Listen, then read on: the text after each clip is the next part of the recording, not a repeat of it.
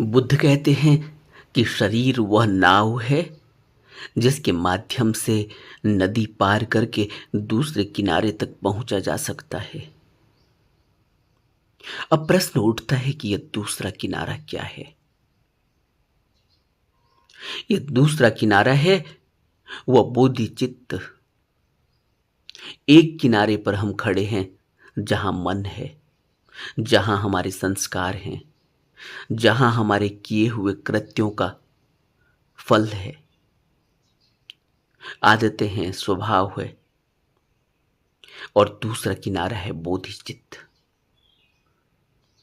एक किनारा है यह भवबंधन, यह भव संसार जिसमें हम उलझे हुए हैं, फंसे हुए हैं, काम, क्रोध, लोभ, मोह, अहंकार में डूबे हुए हैं।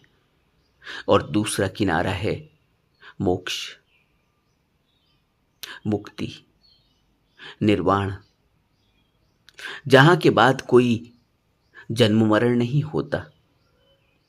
एक किनारा है जहां जन्म है, डर है, मरण है, व्याधि है, पीड़ा है, दुख है, रोग है और मृत्यु है। और दूसरा किनारा है जहां आनंद है, आनंद है, बस आनंद है। न कोई सुख, न कोई सुख की तलाश, न कोई दुख, न कोई दुख से मुक्ति। बस दुख और सुख से ऊपर की अवस्था, स्थिरता की अवस्था, स्थिति प्रज्ञ की अवस्था, शून्यता की अवस्था। इसलिए बुद्ध कहते हैं कि शरीर ही वह नाव है जिसके माध्यम से नदी पार करके दूसरे किनारे तक पहुंचा जा सकता है।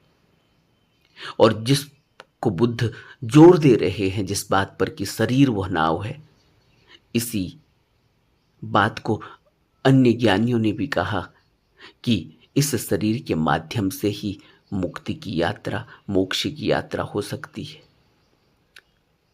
इसलिए देवी देवता भी इस शरीर के लिए तरसते हैं। कबीर कहते हैं, इस देही को सिमरें देव।